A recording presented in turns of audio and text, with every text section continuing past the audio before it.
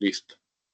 Entonces, un saludo cordial. Vamos a dar inicio a esta sesión de telesalud y telemedicina en Colombia. Mi nombre es Erwin Hernández, profesor de la Facultad de Medicina de la Universidad de La Sabana. Entonces, como parte de esta sesión, la sesión es muy concreta, específica, y para poder arrancar, yo quisiera hacer las siguientes preguntas. ¿Cómo creen que las tecnologías de la información pueden mejorar la atención en salud? Pueden responderlas todas en una sola respuesta. ¿Qué ventajas y desventajas creen que tiene la telesalud para la atención en salud? ¿Qué competencias creen que ustedes deben desarrollar para usar herramientas de telesalud? Entonces, quisiera que de pronto alguno levantara la mano o intentara responder. Aquí el secreto no es responder apropiado o inapropiadamente, lo importante es responder. ¿Quién quisiera responder alguna de las tres preguntas para poder arrancar? Las tres o alguna de ellas, no hay límite. Lo importante es que intenten responder las preguntas. ¿Quién quisiera?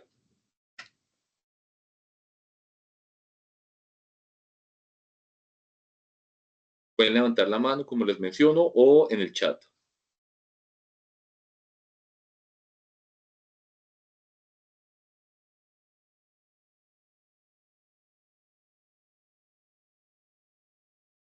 ¿Quién se anima? O le pido, o puedo pedirle al sistema Doctor, que... no sé si de pronto no se ven las manos. Estamos Laura Ortiz y yo con la mano Bueno, levantada. ahora sí, Juan Miguel, adelante. Bueno, yo creo que la primera y la segunda se pueden responder igual. O sea, creo que la principal ventaja es poner a disposición de las comunidades, sobre todo de las comunidades remotas, servicios de salud que de otra manera no estarían disponibles. Pienso que para mí esa es como la principal ventaja y que eso puede ayudar muchísimo a mejorar la atención porque muchas veces, digamos que, pues sobre todo en las comunidades que están más dispersas, se puede hacer como un manejo inicial de algunas condiciones, pero no se puede dar un manejo definitivo y entonces entran pues los pacientes como en una especie de espiral de trámites, de burocracia, de citas, de traslados, eh, que digamos les va complicando toda su atención en salud y toda su experiencia con el proceso de atención en salud. Y creo que la principal desventaja que podían percibir los pacientes, pues, es un poco la pérdida de la relación médico-paciente, porque pues no es lo mismo tener una interacción, digamos, personal, que una interacción pues a través de un medio virtual. Muy interesante, Juan Miguel. Incluso más adelante, como veremos en la sesión, esos son desafíos y paradigmas que hemos intentado resolver con algunos de los elementos desde la universidad y también otros autores. Laura, adelante. Bueno, yo pienso que la manera que las tecnologías de la información pueden mejorar la atención en salud, básicamente es más o menos lo que dice Juan Miguel. Sin embargo, pues es traer más accesibilidad a los servicios de salud, pues a estas comunidades y a estas, digamos, estos pacientes o personas que simplemente no pueden acceder tan fácilmente. Adicionalmente, pues podemos recordar, o sea, es una ventaja, pero también podemos recordar que se mira a nivel comunitario y se mira a nivel, digamos, personal.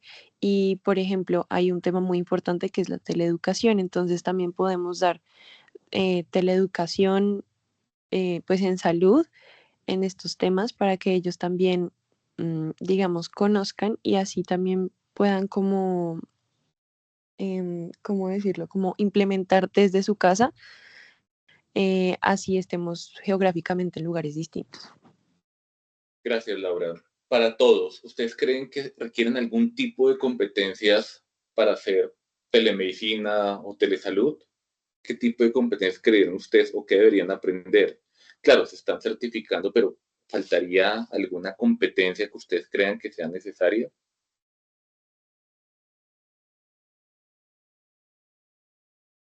¿Qué se imaginan? Pueden terminar, no, yo creo que tengo que saber esto, o con lo que tienen ya podrían hacerlo en este momento.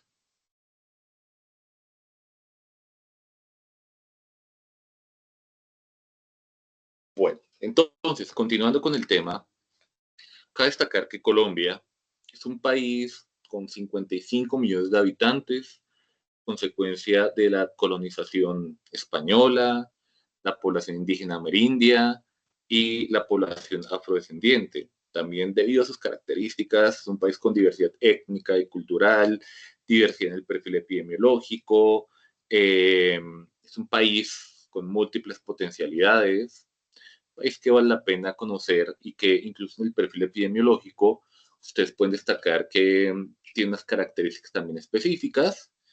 No obstante, es uno de los países más inequitativos del mundo, no porque lo diga el presidente, sino porque hay varios reportes en donde encontramos diferencias, particularmente entre regiones. Mientras en el interior del país hay un predominio de enfermedades crónicas no transmisibles, degenerativas y cáncer, en zonas periféricas o en zonas vulnerables tenemos enfermedades materno-perinatales, infecciosas y nutricionales. Y si a eso le sumamos las condiciones geográficas que tiene Colombia, al ser un país tropical, tenemos enfermedades transmitidas por vectores, igualmente también por el conflicto armado, eventos relacionados con la violencia. Por esa característica, esas desigualdades son más marcadas en poblaciones alejadas, en zonas dispersas, en donde se tienen menos posibilidades para acceder a los servicios de salud. Pero además, para resolver los problemas y necesidades en salud de la población, hay 5 actores que son necesarios para resolverlas. La política o el tomador de decisión, las instituciones de salud, que en este caso aplican las EPS, la academia, nosotros, ustedes y la misma comunidad. Es en donde, particularmente la telemedicina o la telesalud, podrían llegar a responder incluso con un marco dentro de la misma atención primaria en salud que hoy por hoy se está solicitando en el país. Entonces, a partir de lo anterior, y un detalle importante que yo quiero mencionar, porque una alternativa que ustedes pueden de pronto pensar es, no, mandemos a los médicos rurales, como de pronto dijo algún tomador de decisión, a las zonas más vulnerables y quitémoslos de zonas centrales. Esa puede ser una alternativa, pero tengo que destacar que en Colombia y en muchos lugares del mundo, la medicina es una profesión liberal e independiente. Y a menos que haya algo obligatorio, pues no lo pueden a uno obligar, valga la redundancia, y la única forma es mediante el servicio social obligatorio. Es injusto, pero es la verdad. Pero el personal que está en servicio ser obligatorio pues solo es una parte del proceso y insuficientes plazas para poder responder. Entonces el resto, los especialistas, de pronto ya médicos que llevan tiempo en el terreno, pues no podrían ser obligados, porque digamos que eso iría en contra de la misma profesión. Entonces un detalle importante es comprender cómo el uso de la tecnología, que es válido y ha mostrado una serie de beneficios, puede ayudar a responder a esas desigualdades o a esas inequidades en salud. Por ese motivo, la sesión de hoy está orientada solo en 5 elementos. Primero, vamos a ver los elementos conceptuales de telesalud, la normativa de la telesalud en Colombia, que se aprendió durante la pandemia, porque a pesar de que la pandemia tuvo elementos negativos, generó elementos también favorables, como aceleró la transformación digital en algunas regiones, las oportunidades en la pospandemia, y vamos a finalizar con conclusiones y reflexiones finales. Para entrar en el componente de definiciones, aquí cabe destacar que lo más grande, lo que está aquí arriba como parte del proceso, es la e-health o cibersalud o e-salud. Es lo más grande y a partir de la e-health se desprenden una serie de derivaciones y esto pues no es tan claro. Entonces consiste en el apoyo para mejorar la prestación de servicios, la salud pública o la educación sanitaria por medio de las tecnologías de información y comunicación. O sea, todo lo que tenga que ver de manera digital con salud es e-health. ¿Y qué podría ser la salud digital o e-health? El registro médico electrónico, la historia clínica, por ejemplo. La misma telesalud, en donde se puede incluir la telemedicina, la salud digital o la salud móvil, el uso de aplicaciones. Por ejemplo, con un grupo de internos hicimos un estudio para determinar cuántas aplicaciones móviles habían aparecido durante la pandemia y documentamos cuáles habían sido analizadas por o diseñadas por médicos y de qué tipo, y eso lo publicamos en una revista, y no fue una revisión de la literatura, sino fue un artículo original, solo que pues no tenía riesgo como parte del proceso. El mismo e-learning, la educación mediada por TICs al personal sanitario se incluye, o la estandarización e interoperabilidad. Un detalle importante que tiene Colombia es que, por ejemplo, ustedes van a pensar en brindar servicios de telemedicina, van a tener que contratar con un proveedor, pero el proveedor casi que los va a obligar que si no lo contratan a él, cuando cambien a otro proveedor, no es compatible la historia clínica entre el uno y el otro, porque eso no es interoperable y es muy importante que las tecnologías que están conectadas sean interoperables. ¿Qué es interoperables? Que sean compatibles entre uno y otro, entre distintas tecnologías, que no se depende de un programa particular, porque eso incrementa las barreras. Pero también hay tecnologías emergentes, como lo mencionamos previamente, como por ejemplo la inteligencia artificial aplicada a la salud o aplicada a la educación médica. Esto tiene muchos elementos y se ha visto que, por ejemplo, puede ayudar a un modelo predictivo en algún tipo de enfermedades. Esto es muy importante tenerlo en cuenta. Entonces, todo lo que se desprende hacia abajo sería lo que sería esa misma eHealth. Pero entonces, como mencionamos, en la sesión de hoy tiene que ver con telesalud. La telesalud ya es más específica y consiste en prestar servicios de salud, sobre todo en zonas vulnerables, por intermedio de las tecnologías de información y comunicación. Y para algunos autores, la telesalud también tiene derivaciones. Está la teleeducación en salud, la telemedicina. Incluso para Colombia se divide en teleeducación y telemedicina normativamente. Pero hablar de telemedicina es desconocer que hay otras profesiones, por lo cual, por ejemplo, aparece la teleenfermería, en donde se puede utilizar para seguimiento, control y cuidado, o también otros elementos emergentes. Entonces, a partir de ahí empiezan a aparecer una serie de definiciones. Recapitulando lo que estaba mencionando en la anterior diapositiva, pues eventualmente en la telesalud, grosso modo, hay dos definiciones grandes, que son telemedicina y teleeducación. Pero también uno puede encontrar distintas derivaciones, como la teleconsulta o teleconsultoría, la segunda opinión, el telediagnóstico, el telecuidado, la teleradiología, la teleterapia, la misma teleadministración, que no tengo que estar en el hospital para poder hacer facturación, la teleeducación para la salud, porque es para comunidad, o la teleeducación en salud, que es para profesionales sanitarios. Entonces, aquí es donde uno se empieza a dar cuenta, que si yo me devuelvo acá, aquí yo hablaba de e-learning en e-health, pero en telesalud también está la teleeducación. Entonces, digamos que a veces no hay una barrera definida entre lo que sería una cosa y otra, pero es muy importante que conceptualmente vayamos entendiendo. Y es lo que yo les mencionaba acá. Está la e-health, está telesalud, en donde está teleeducación y telemedicina, grosso modo, pero también podemos tener, por ejemplo, aquí afuera la interoperabilidad, la historia clínica electrónica o la misma inteligencia artificial, pero aquí uno puede determinar que tenemos teleeducación y telemedicina. Ya después de ver estos elementos conceptuales, la primera de las 5 partes que tiene esta presentación, pues hay que destacar qué es lo que nos dice la normativa de la telesalud en Colombia.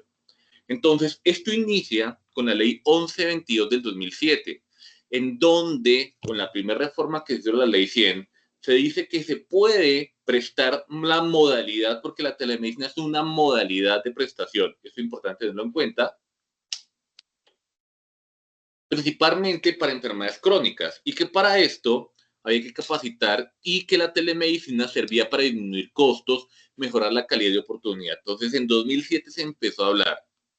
En 2010, ya 3 años después, se empezó a hablar con la ley 1419 que la telesalud en Colombia, si ustedes se dan cuenta, aquí hablamos de telemedicina y aquí de telesalud, en Colombia puede servir de apoyo al sistema de salud. Cuando en Colombia se define a la salud como un derecho fundamental en la ley 1751, se considera que para poder llegar a zonas vulnerables y garantizar el derecho fundamental a la salud, la telemedicina, las tecnologías pueden ayudar como parte del proceso a brindar una atención integral, oportunidad y alta calidad. O sea, se considera normativamente. Ya 3 años después, la resolución 58-57 establece elementos donde la telemedicina es financiada a cargo de la unidad de pago por capitación. Un año después sale la resolución 2654, en donde establece las disposiciones de telesalud como práctica de telemedicina en el país. Acá, en el 2010, se habla de la 1419 y dice la telesalud es telemedicina y teleeducación.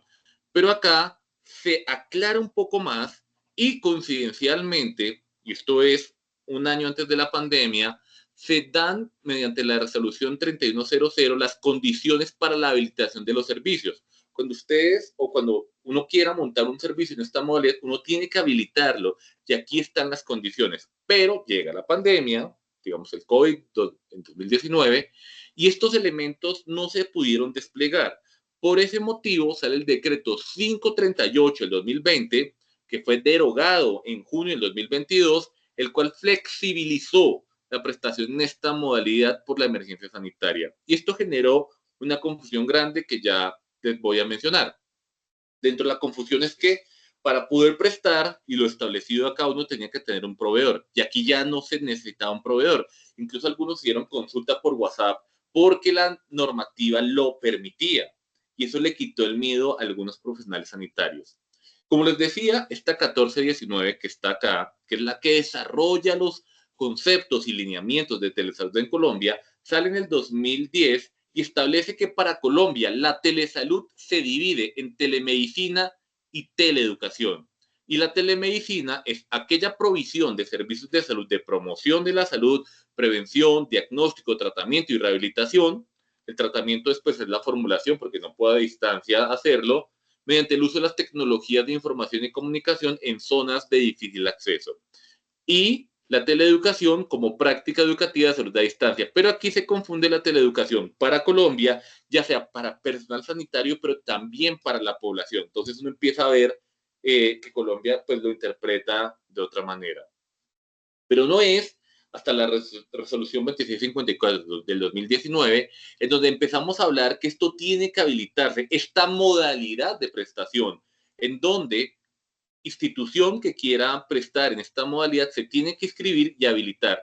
Y para poder cumplir con la habilitación hay que cumplir con dos elementos. Primero, cumplir con estándares aplicables del servicio que se habilite. Entonces, estándares es tener una cámara, un computador, internet, pero el personal que vaya a trabajar en esta modalidad tiene que estar formado en el uso de la tecnología, pero también entender la metodología. Es por eso que adicional a los cursos que ustedes están haciendo sea esta sesión, porque en los cursos no está el componente normativo, para que ustedes entiendan como parte del proceso. La misma resolución tiene una serie de definiciones, habla de la firma digital, la firma electrónica, la misma inteligencia artificial, un método sincrónico lo que estamos haciendo ahorita en tiempo real, y asincrónico es cuando yo mando un correo electrónico o un mismo WhatsApp cuando se manda por mensaje, puede ser asincrónico. ¿Por qué es esta modalidad? ¿Qué es un remisor? ¿Qué es el centro de referencia? ¿El proveedor?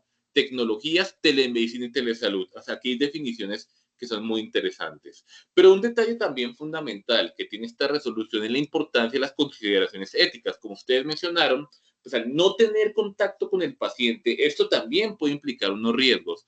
Pero el tema aquí, mediante esta resolución, implica un funcionamiento del proceso, el alcance, beneficios, riesgos y responsabilidades. Entonces, cuando yo vaya a prestar en esta modalidad, tengo que diseñar un consentimiento informado que tenga estos 5 puntos.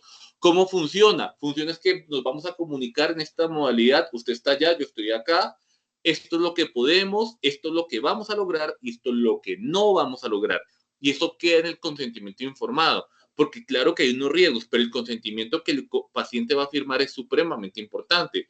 Pero en el mismo consentimiento le vamos a decir, esto va a tener privacidad y hay que garantizar la privacidad y la confidencialidad, el manejo de datos personales, esto no se va a compartir y un protocolo de contacto. En Europa, por ejemplo, esta parte quedó clara porque los proveedores de servicios de telemedicina están compartiendo variables epidemiológicas, datos personales a otras personas. Entonces le decía, mire, tantas personas son hombres, tantas personas tienen tal edad, de pronto tienen estos, de acuerdo al proceso, tienen estas características y estaban vendiendo los datos para temas comerciales, para temas de desarrollo, y eso pues no es apropiado. Y en el caso de Colombia, pues digamos que apropiadamente se le dice los datos personales son estos, es una base data, o sea, esto lo se va a utilizar para parte del proceso y esto yo no lo voy a divulgar.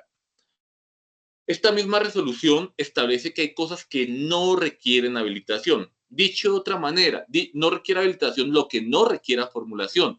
Y la formulación implica pues una firma electrónica o digamos el sello del médico tratante como parte del proceso. Entonces, ¿qué no requiere habilitación? Pues lo que no requiera formulación o no requiere una orden médica. Una teleorientación en salud. Una teleorientación es dar información o teleorientar sobre distintos temas. Entonces, estimado paciente, puede prevenir esta enfermedad, de pronto tomes este examen, de pronto puede avanzar en este diagnóstico, o por favor siga con estos medicamentos. O sea, yo no estoy formulando nada, sino simplemente yo estoy teleorientando, que es lo que yo hago en el servicio social obligatorio. Es como si yo hiciera una consulta, pero en modalidad de teleorientación, porque yo no formulo nada, pero no requiero habilitación. Y está el teleapoyo, es cuando yo llamo desde, por ejemplo, una zona vulnerable a un especialista, le digo, ¿usted qué me recomienda? Él dice, no, pues pídale esto, pídale esto, pídale esto. Pero el profesional que está en la zona vulnerable no es el que está formulando, el que simplemente está opinando con base en la ayuda que le está haciendo otra persona. Entonces, esto no requiere habilitarse. En esta misma resolución también se establece también lo que es la modalidad de telemedicina, porque pues la telemedicina establece que hay distintas etapas y que es muy importante que la institución que preste la telemedicina bajo esta modalidad se tenga que habilitar. Y bajo ese orden de ideas requiere tres cosas fundamentales. La primera requiere infraestructura tecnológica. La infraestructura tecnológica es que tiene que garantizar un computador, una cámara y que si se va a ir la energía, particularmente pues se garantice que no se va a cortar la señal. Entonces se requieren esas condiciones. Que esto se tiene que registrar en la historia clínica y que se pueden utilizar métodos sincrónicos o asincrónicos. Entonces pues no se requiere la energía en lo asincrónico porque particularmente el asincrónico es usted me envía esto y yo de forma sincrónica lo puedo responder, pero digamos que lo mejor sería de forma sincrónica. Recuerden que sincrónico se da en tiempo real. En forma resumida, esta misma resolución dice que la telemedicina que estoy mencionando puede ser telemedicina interactiva, que es sincrónica, o teleexperticia entre profesionales, y esto particularmente requiere habilitación porque, por ejemplo, es diferente a teleapoyo. Yo le digo a un especialista, mire, le tengo, por favor, estimado internista, yo soy un médico general, tengo estos exámenes, tengo estos paraclínicos, este es el paciente está aquí a mi lado, el profesional me dice, examínele, que le encuentra, envíeme los datos, entonces yo le formulo tal tema. Entonces puede existir. Pero también está la no interactiva, que es asincrónica. Entonces, pues, usted me envía un correo, yo puedo particularmente responder o seguimiento. Pero todo lo que tenga prescripción en la modalidad es lo que particularmente tiene que habilitarse o una orden médica. Y para eso, cada profesional independientemente que no está con el paciente, es responsable de lo que formula. Evidentemente, ustedes me pueden decir, pero yo formulé con base en lo que tenía y eso queda en el consentimiento y en la historia. Es entendible porque hay cosas o hay variables fisiológicas que yo no voy a contemplar para la formulación. Entonces, uno tiene que contemplar eso a la hora de avanzar. Ya la resolución 3100 que sale ese mismo año establece unos requerimientos de telemedicina más específicos. Entonces, se requiere talento humano que sepa la normativa en telemedicina, que es lo que estamos haciendo hoy, que sepa operar plataformas tecnológicas y sistemas de información clínico. Cuando usted llena la historia clínica, es lo que hacen, pero también necesitamos a alguien que no son ustedes, que tenga el manejo de dispositivos para la monitorización remota. Esto que ustedes están haciendo acá con los cursos, pues ya lo están certificando. Ustedes pueden demostrar, y si se requiere, pues yo lo certifico, que ustedes conocen la normativa de telemedicina, pero los mismos diplomas así lo tienen. Pero también en infraestructura se requieren unos mínimos, que haya conectividad y suministro de energía que se garantice con integralidad y continuidad. Esto es importantísimo. Que las plataformas garanticen seguridad y privacidad de la información, que los datos no se pierdan. Por ejemplo, como ocurrió en la pandemia, que alguien compartía el enlace de Zoom y el enlace estaba entraba alguien de otro país y entraba a decir groserías o insultar. Entonces la privacidad se perdía porque era muy fácil de encontrar esos enlaces. En cambio, acá tiene que garantizarse que particularmente eso se mantenga y que en el caso de algunas especialidades se tengan dispositivos de captura con calidad y confiabilidad y un nivel de iluminación homogénea. ¿Qué especialidades? Por ejemplo, teledermatología. De teledermatologías tienen que garantizar que la cámara sea de alta definición, una buena iluminación y que por lo menos en el caso de que sea algo visual se garantice la calidad y confiabilidad de lo que se hace. Esto es absolutamente importante, pero pues digamos que en una consulta normal, pues que yo no requiera ver la matiz de pronto del lunar o esa forma, pues digamos que no es tan necesario, pero pues es ideal que todos lo tengan para ser mucho más certeros. En la pandemia, como les mencioné, es un detalle supremamente interesante y esto se puede mirar retrospectivamente si ustedes quisieran lo que ocurrió entre la pandemia y la flexibilización en Colombia, pues, por ejemplo, se determinó, decidió la autorización de adecuar temporalmente servicios que antes no servían para eso. Lo que ocurrió en Corferias. Corferias no es una institución de prestación de salud y se pudo habilitar para poderlo prestar. Reconvertir o adecuar un servicio que para otro que no estaba habilitado. O ampliar la capacidad de un servicio habilitado o cambiar la modalidad. Eso no lo permitía. Y flexibilizar la habilitación de servicios de telesalud. Entonces, esta normativa que estoy mencionando acá, pues se flexibilizaba y el que se quería habilitar, lo habilitaban de una, porque eso estaba en la normativa. O sea, quien no aprovechó para habilitarse en ese momento, pues digamos que en este momento posiblemente se está rasgando las vestiduras porque esa fue una oportunidad para poder particularmente habilitarse. Y particularmente cuando uno empieza a revisar, antes inclusive de la pandemia, y esto es importante, pues solo se encuentran 2 estudios en Colombia grandes, estudios originales, el resto eran revisiones. Y una revisión sistemática de Moreno encontró 43 proyectos de telemedicina en Colombia, 32 para provisión, 550.000 y mencionaba efectos positivos, pero ningún proyecto tenía una evaluación, era muy anecdótica. Digamos, lo que decía la revisión sistemática, los 43 proyectos eran muy anecdóticos. Si sirve, la gente está contenta, pero ninguno tenía la suficiente evidencia para decir si servía o no servía. Y Correa en 2017 encontró barreras de telemedicina en Colombia. Desconocimiento de todos los actores, pacientes, médicos, empresas promotoras de la salud de hospitales, resistencia por las aseguradoras, ellas veían una serie de riesgos y que se podía perder información en la historia clínica, la gente no la registraba apropiadamente. Cuando llega la pandemia, pues esto empieza a cambiar porque esto coincide con la normativa. Y también este tema de desconocimiento de beneficios y la resistencia al cambio, pues empieza a modificarse.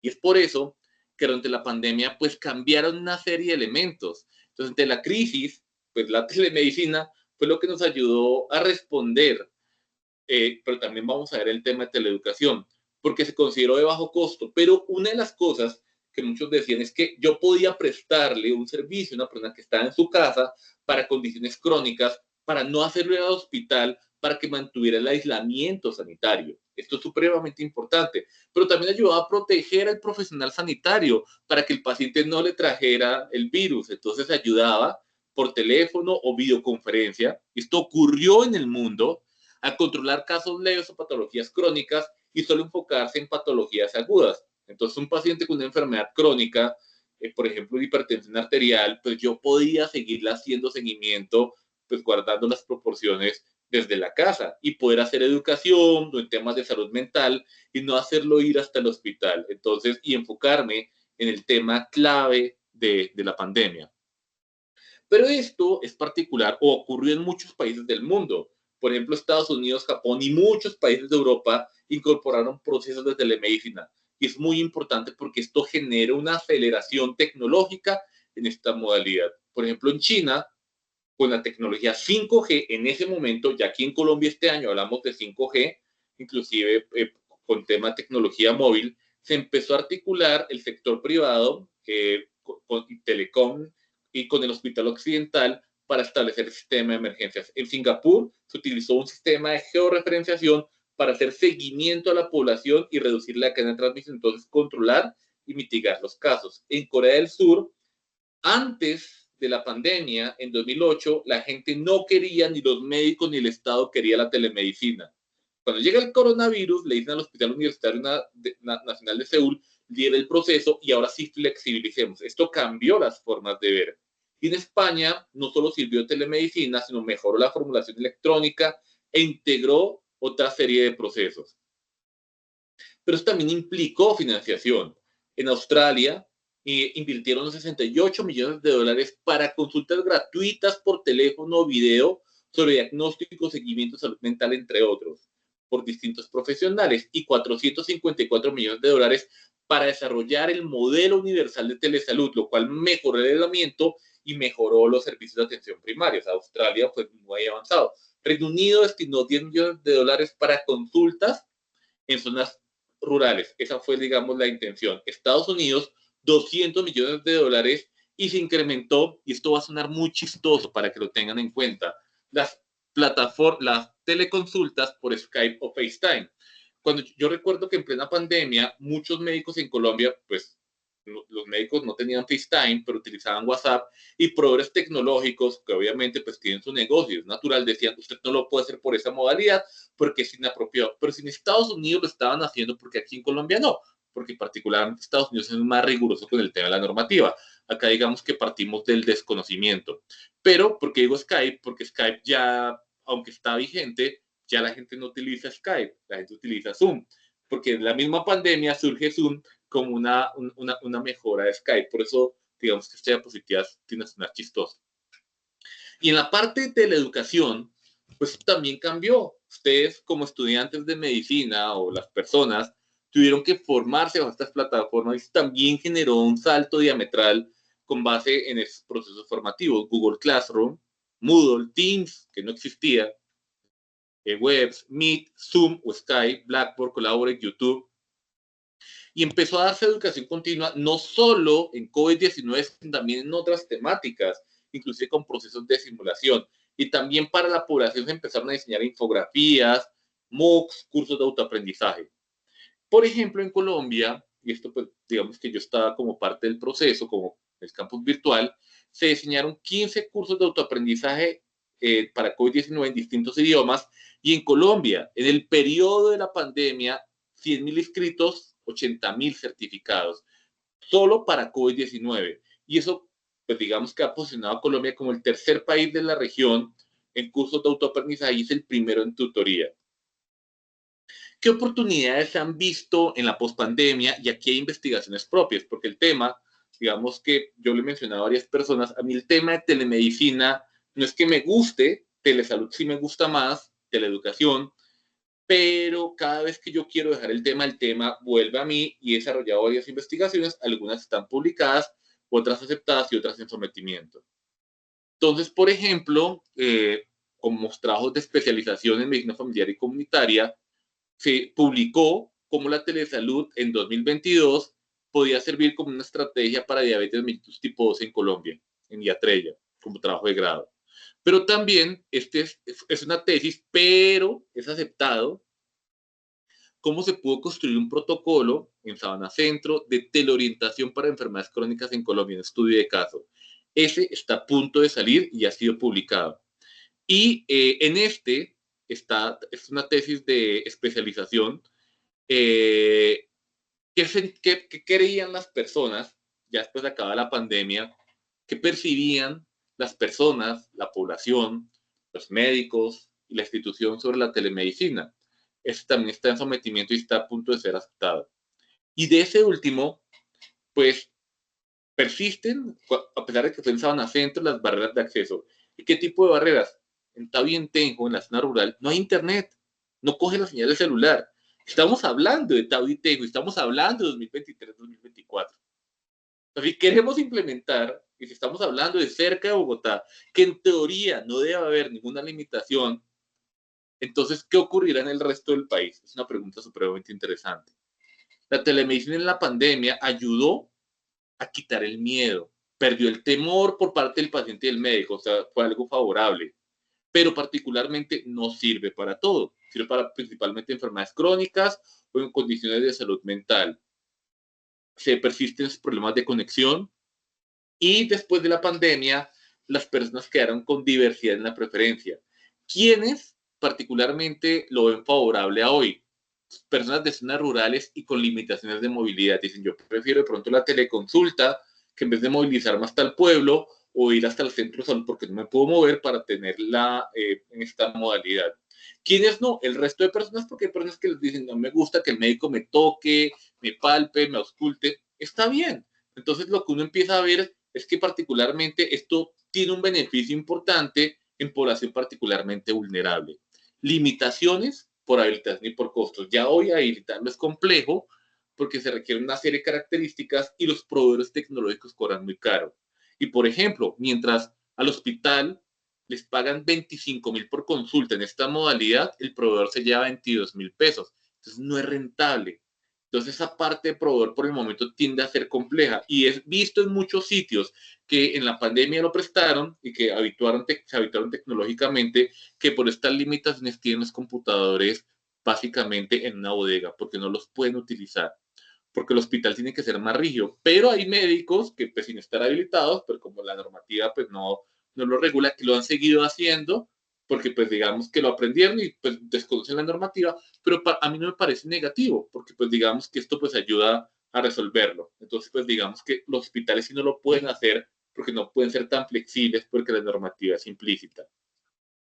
También en la parte del campus virtual, y esto lo saben ustedes, hemos también desarrollado una serie de procesos y dentro de esos procesos tenemos unos diplomados que han servido y que han posicionado al país, pero lo más importante también en la parte de teleeducación es la parte de cursos de autoaprendizaje. Y en eso Colombia ha avanzado de forma importante y eso también nos lleva a unos detalles fundamentales y es la posibilidad de formarnos de manera gratuita, porque en Colombia cualquier curso que le pidan a uno hay que pagarlo y también redunda en la calidad y se considera una barrera.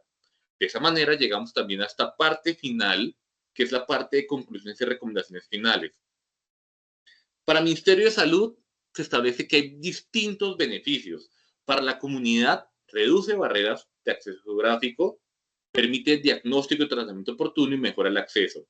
Para el profesional, ayuda en la toma de decisiones, disminuye la variabilidad diagnóstica, porque si yo estoy acá, y aquí en un tema importante, yo puedo estar presencialmente, pero la posibilidad de actualizarme, la posibilidad de tener, digamos, nuevos métodos diagnósticos o mejor, nuevas opciones de tratamiento son complejas y la posibilidad de tener el apoyo a un especialista o un colega que está pues a kilómetros de distancia, pues ayuda muchísimo, incrementa seguridad y confianza, porque cuando uno está en pueblo perdido, uno dice, yo qué le formulo, no sé qué hago, de pronto uno llama a un amigo, pero indirectamente ustedes se fijan, esa llamada o teleapoyo que no requiere habilitación, pues hace parte del proceso y está bien y hay que pues, regularizar ese tipo de prácticas, sobre todo en el servicio social obligatorio es cuando más se dan y está bien.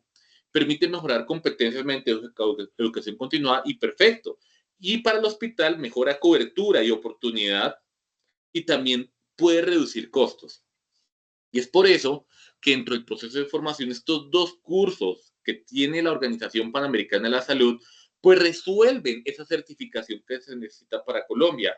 Este primero hace parte de la integración de la telesalud, no telemedicina, para un primer nivel de atención y tiene una metodología de aprendizaje experiencial súper interesante con base en elementos de simulación. Y este es gestión del cambio para servicios de telesalud que establece que es muy importante avanzar y los dos se articulan y con base en la presentación o en el video que estamos en este momento pues, viendo, pues ahí quedaría completamente porque sabemos la normativa y entendemos qué se necesita para poder montar un servicio de telesalud bajo esta modalidad y lo que es teleeducación y lo que sería telemedicina. Pero además no es el único, porque también tenemos cursos de autoaprendizaje en la OPS que también permiten la posibilidad de que ustedes hagan de distintos temas. Hay distintos cursos en distintas modalidades que uno podría posiblemente tomar enfermedades infecciosas, medicamentos, salud digital. Por ejemplo, hay unos de salud mental y otros de enfermedades crónicas no transmisibles. Por ejemplo, la iniciativa HERTZ, que es de enfermedades cardiovasculares no transmisibles, es muy bueno para poder avanzar. Entonces también hay uno de cuidado paliativo, hay uno de fundamentos de cuidado paliativo que dura 20 horas. Entonces esto permite actualizarse y poder avanzar como parte del proceso. conclusiones y reflexiones finales antes de, ojo con lo anterior, porque ahorita viene el espacio a las preguntas y comentarios y yo les voy a hacer unas preguntas a ustedes. Entonces, ya me quedan solo 3 diapositivas. Entonces, como parte del proceso y con base en el discurso que yo estoy particularmente mencionando, pues se nota o pues se justifica apropiadamente cómo en Colombia la telesalud es relevante. O sea, puesto puede tener resistencia y personas que pueden decir, no, es que el contacto físico nunca lo va a eliminar la máquina. Yo en eso estoy de acuerdo, pero eso no implica tampoco desconocer los beneficios de la telesalud, porque esto reduce barreras de acceso y mejora la prestación. Esto ayuda a optimizar. Es necesario incluir en el país bajo esta modalidad. Y a futuro esto va a ser mucho mejor, inclusive con otro tipo de tecnologías como la mayor incorporación de la inteligencia artificial, realidad virtual, realidad aumentada, que tiene esa serie de características. Ya Colombia, como segunda reflexión y conclusión, cuenta con suficientes referentes normativos, inclusive más avanzados que otros países del mundo. Y esos referentes son suficientes para entender lo que es esta modalidad. O sea, no se necesita normativa adicional para implementarlo. Con lo que se tiene es suficiente y puede tener algunos errores, pero con esto se puede implementar. La pandemia se vio como una oportunidad, ¿para qué? Para acelerar la implementación, porque quitó la resistencia en todos los profesionales y mejoró la ecuación tecnológica.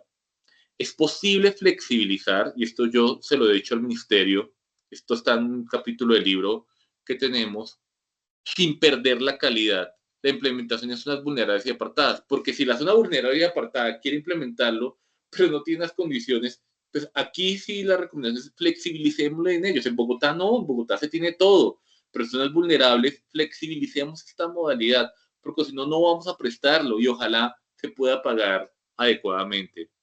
Se requiere también un apoyo en zonas vulnerables, conexión, energía y tecnología, pero también capacitación a estas personas. Se deben diseñar sistemas interoperables de acceso abierto. Eso sí, la normativa también falta. Qué pena, señor proveedor, pues yo sé que es un negocio, pero es que esto me limita y esto incrementa su barrera de acceso. Y el personal sanitario debe conocer los beneficios, pero también los alcances y los riesgos, porque es que también yo les diría mentiras, que esto es, mejor dicho, la última Coca-Cola del desierto, es dicho de viejitos, ya no lo utilizan algunas de estas generaciones, o la última panacea, que esto también tiene sus limitaciones y esto es muy importante conocerlo. De esa manera llegamos a la penúltima diapositiva, y aquí abro el espacio para las preguntas o antes de las preguntas ayudar a responderme o a responder estas preguntas, estas reflexiones finales. ¿Qué barreras creen ustedes que podrían implementar en la implementación de la telesalud? O sea, piénsenlo ustedes, cuando a ustedes les toque en su rural o como especialistas, ¿qué barreras creen ustedes, inclusive personales? ¿Cómo posiblemente podrían abordar estas barreras y qué impacto podría tener la telesalud en la calidad de la atención y la relación con el paciente? ¿Quién quisiera responder? Recuerden, pueden responder las 3 o una sola antes de pasar a las preguntas. ¿Qué barreras? ¿Cómo superarlas? ¿Y qué impacto? Y pasamos ya a la parte de las preguntas finales. ¿Quién quisiera responder? O aquí voy a coger al azar a las personas. Entonces, de pronto, Doris. Andrea Barcamonte.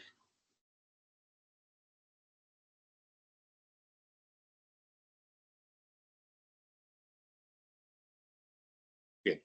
Juan Camilo Polanía.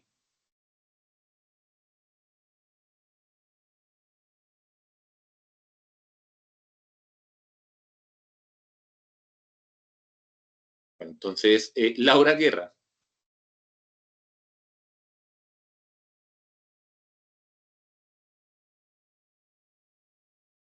Están callados hoy. Esto está interesante como parte del proceso. Ah, bueno, entonces Ángela María. Muy bien. Doc, pues quiero responder la última, que es qué impacto Sí. tiene, sobre todo con el paciente, porque siento que este tipo de herramientas también hacen que la autonomía del paciente con su enfermedad crezca y pues digamos que no sea solo como que muchos pacientes creen que la salud de ellos depende del médico, pero la salud de los pacientes también depende de ellos mismos y a veces este tipo de herramientas permitan que ellos también sean, o sea, tengan más autonomía sobre su salud y sobre lo que, pues, las mejoras que ellos quieren tener. Y pues también eso hace que sea una mejor relación porque el paciente realmente está, digamos que, enfocado en su salud y en sí mismo. Entonces, creo que pues podría ser un impacto positivo y pues ya todo lo que habíamos hablado del tema de disminución de barreras y también de disminución de tiempos, porque pues digamos, muchos pacientes uno está en consulta y pues uno les manda algo y entonces que mientras lo autorizan y después que mientras van a la cita, pero a veces las distancias son muy lejos, digamos, las personas viven en Tenjo y se los autorizan en Bogotá, entonces llegan tarde, pierden la cita y es como un ciclo de limitaciones de muchas cosas, digamos, citas con super especialistas que se podrían acortar o pues hacer mucho más asequible eh, con este tipo de modalidades. Perfecto. O sea, por ejemplo, si tú quisieras avanzar en sobre la telemedicina o telesalud como barrera para mejorar la autonomía y la autorresponsabilidad en salud, como esos beneficios, puede ser interesante. Por ejemplo, alguien me decía, esto puede ser para otra persona, las consideraciones éticas, ya sea la telesalud o la misma inteligencia artificial. De eso también hay investigaciones interesantes. Ya no sé si alguien quisiera responder, porque pues, a pesar de que los nombré, pues no me gusta ser incisivo. No sé si tengan preguntas o comentarios finales como parte de la sesión. De esto, por ejemplo, puede existir telefarmacología, teleradiología, telepatología, toda la tela que ustedes le coloquen, esto puede, digamos, tener unos desarrollos interesantes. No sé si tienen preguntas, si no las tienen, por favor, escriban en el chat o digan no las tengo para poder ya dar por cierre a esta sesión. Que ustedes, por lo demás, fue una sesión corta, es informativa como parte del proceso y estaba estimado esta duración aproximadamente para poder avanzar. Entonces, Juan Miguel. Doctor, yo tengo una pregunta y es, bueno, creo que ya hemos entendido como las múltiples ventajas que hay a nivel de la atención del paciente, a nivel del ejercicio de la medicina, a nivel incluso, ¿cómo decirlo?, como económico para tanto las empresas prestadoras como para los administradores de los planes de beneficios.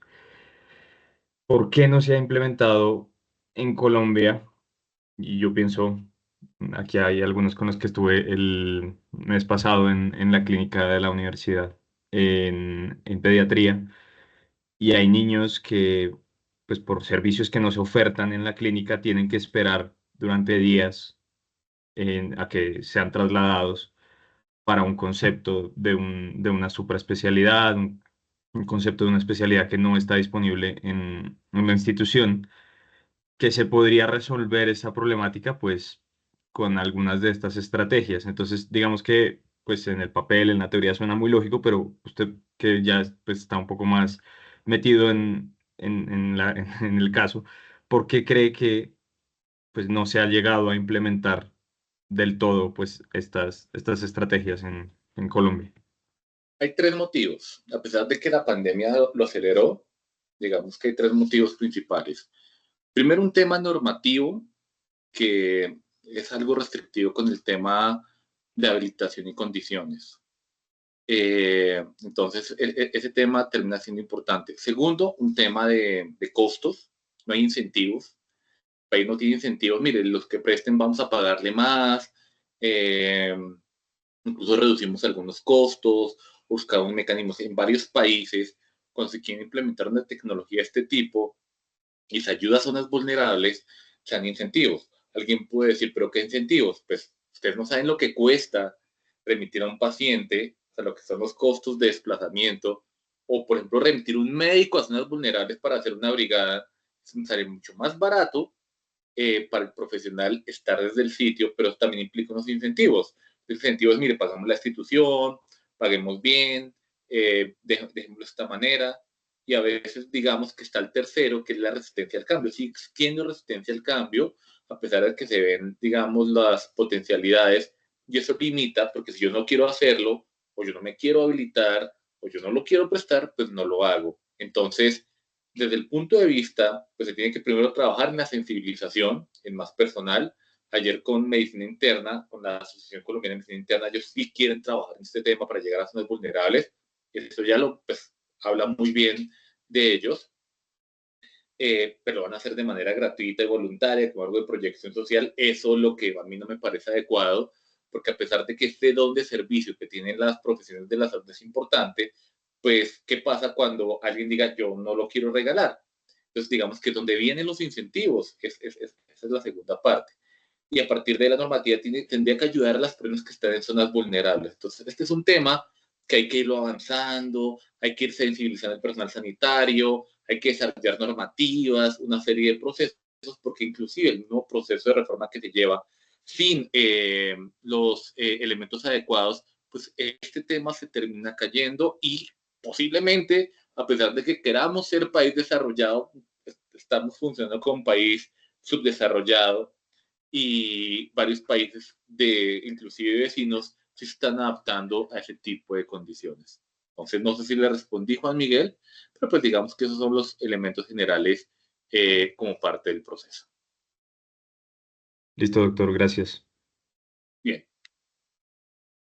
Unas preguntas, voy a dejar de grabar la sesión, voy a dejar acá de compartir y para que la grabación quede disponible y de esa manera la pueden revisar las personas que nos asistían.